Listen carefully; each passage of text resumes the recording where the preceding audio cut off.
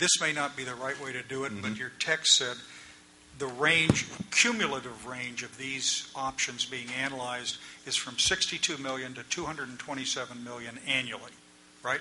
For agriculture, yes. For agriculture. Uh-huh. Okay, and that's right, for agriculture. Well, let me just ask you a question. As you do a public policy balancing, and we were just talking about the levies and all of that kind of stuff, you note that flood control benefits are available, but you have no dollar estimation of benefits. Now, obviously, that would reduce any potential damage.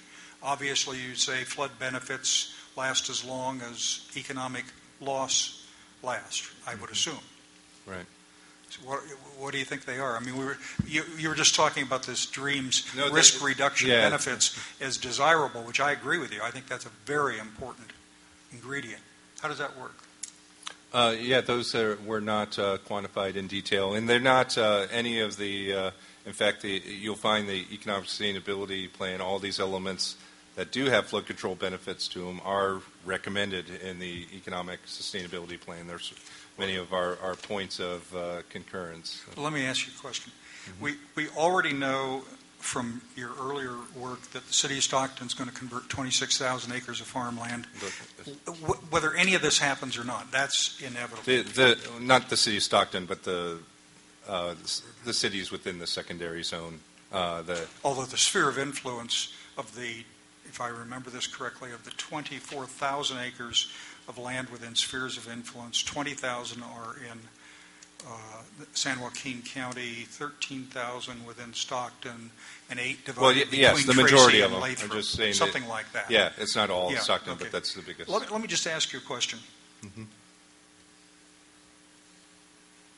In here are 2 floodplain calculations where you have negative cost. Those floodplain developments are designed to give flood benefits to people, to property, and to state interest in the Delta. How can you not have a calculation of benefit from that in a cost-benefit approach?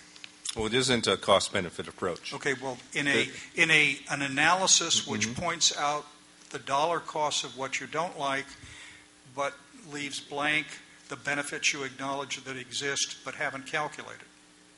Is that a fairer way to say it? That's true, yeah. But you must. And here's the other thing. I've always been intrigued with this risk reduction benefit analysis, and the earlier report today that you sat through from DWR actually had a modest calculation of their various approaches. A 47% reduction in risk exposure. I think that's the terminology and so on. Do you have even an opinion as to what the value of the flood protection would be to the local interest who are protected by the flood plain activity? That's not. I mean, that's not something that we had estimated in detail, but we do recognize the benefit of that.